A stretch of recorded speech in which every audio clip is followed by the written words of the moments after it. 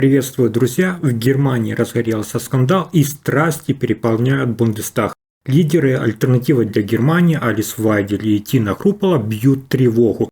В это же время в Венгрии Виктор Орбан объявил внутриполитическую чистку. Вы знаете, что между ХДС, СДП и Зелеными был согласован новый бюджет в Германии, который предложил Фридрих Мерц, с огромными затратами на оборону, с огромными затратами на инфраструктуру и возможностью влазить, скажем так, в новые долги для бюджета. Но есть те, кто против этого. Представители оппозиции, будь то левая партия или альтернатива для Германии, АДГ, единодушно осуждают этот компромисс, обвиняя его участников в подрыве экономической стабильности страны.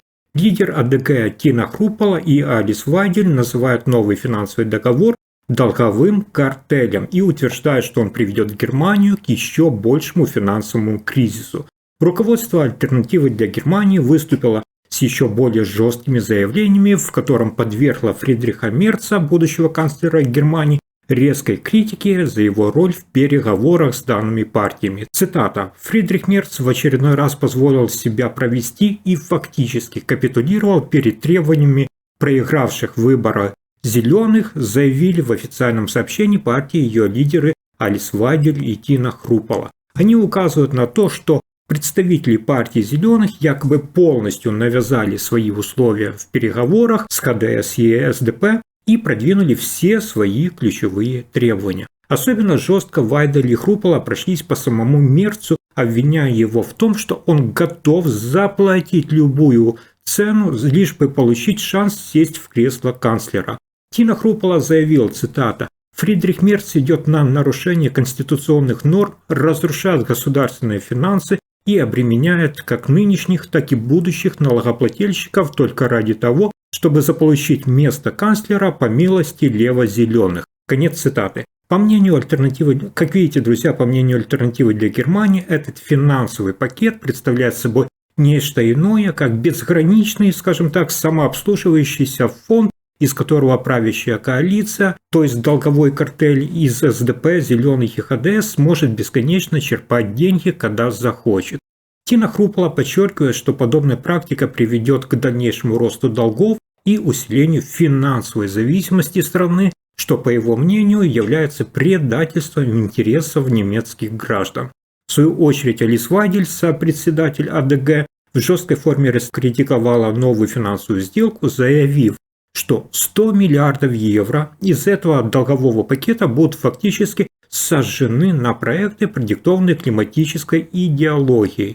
В своем посте в социальной сети X, бывшая Twitter, она подчеркнула, что за амбиции Фридриха Мерца стать канцлером придется дорого заплатить многим поколениям немцев. По мнению Алис Вайдель, нынешнее руководство ХДС, Христианско-демократического союза, которая согласилась на такие сделки, действует не в интересах граждан, а лишь преследует свои политические цели, не считаясь с экономическими последствиями в будущем.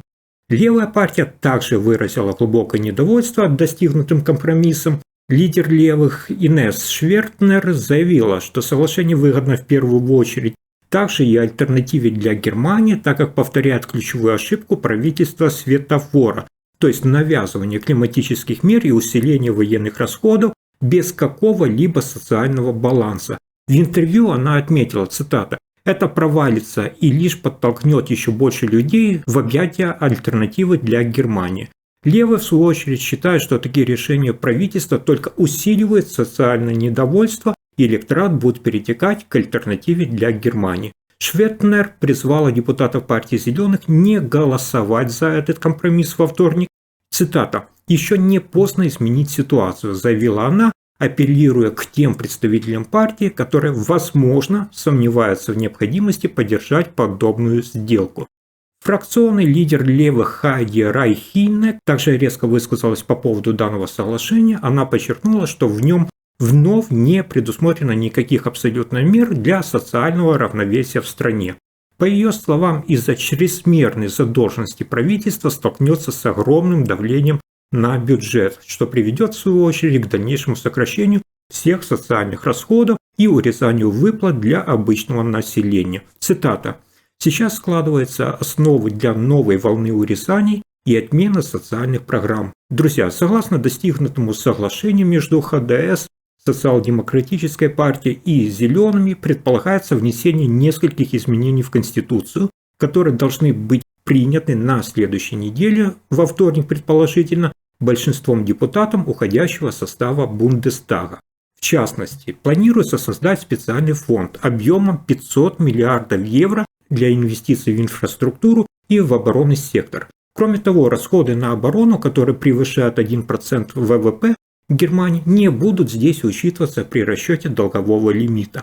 Рахинекс назвал это соглашение утратой исторического того шанса на реформу механизма ограничения госдолга. Она подчеркнула, что если этот пакет пройдет голосование, то в будущем, даже при сотрудничестве с ХДС, пересмотр долгового ограничения больше никогда не будет.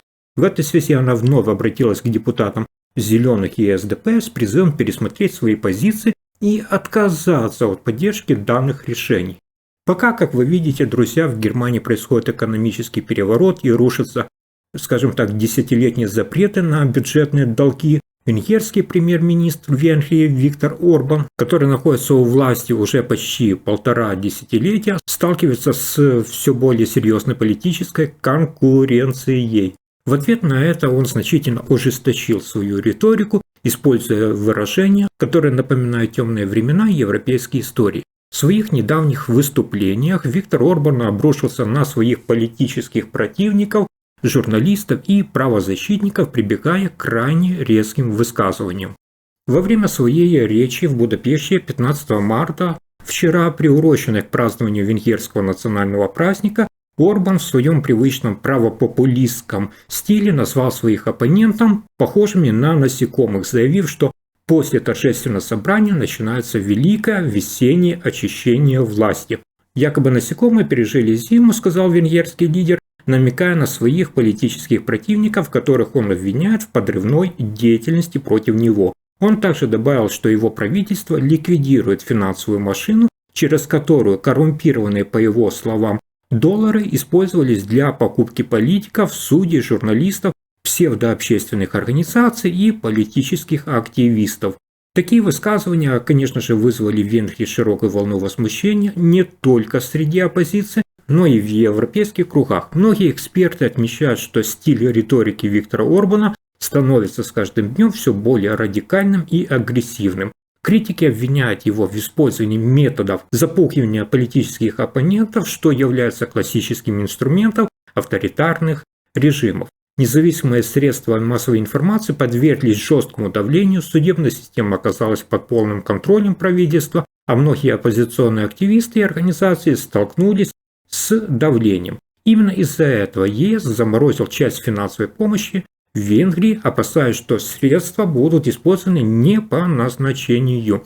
В Брюсселе также открыто заявляют, что Орбан злоупотребляет этими деньгами, направляя их в карманы лояльных ему олигархов и членов своей семьи.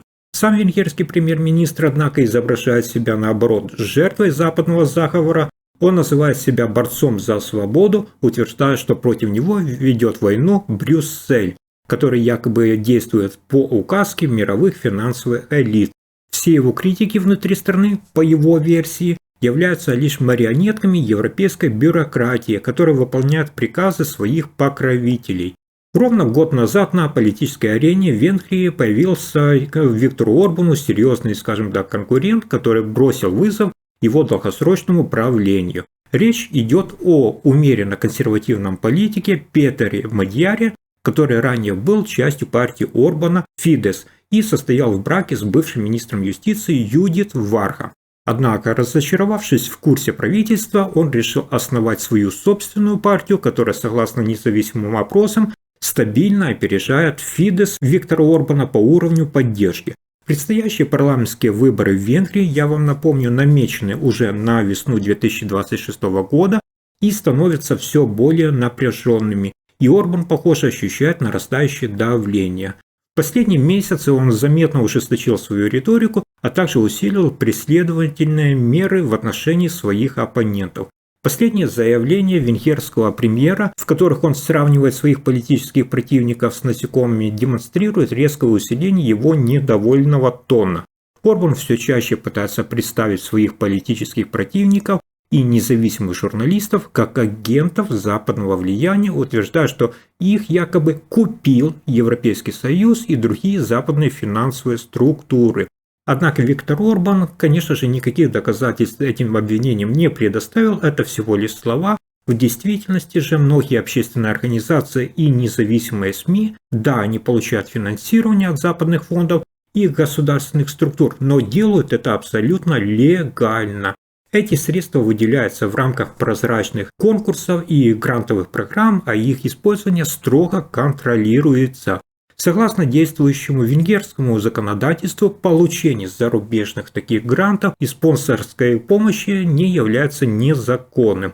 Более того, организации, которые получили такие средства, обязаны регулярно отчитываться о расходах, что исключает в свою очередь возможность какого-то тайного финансирования.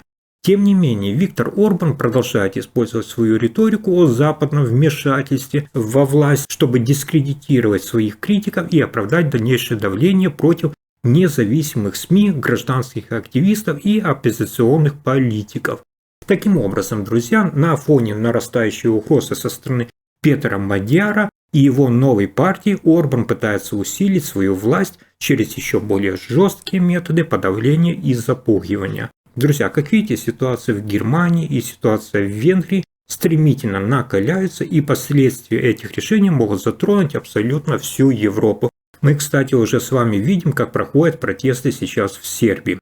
Как вы считаете, к чему приведет новый раздутый бюджет Германии с новыми большими долгами, и как вы считаете, ли правильно Виктор Орбан затеял внутриполитическую чистку своих оппонентов? Буду ждать ваших комментариев. Спасибо за лайки, спасибо, что подписываетесь. До новых встреч и хороших вам новостей.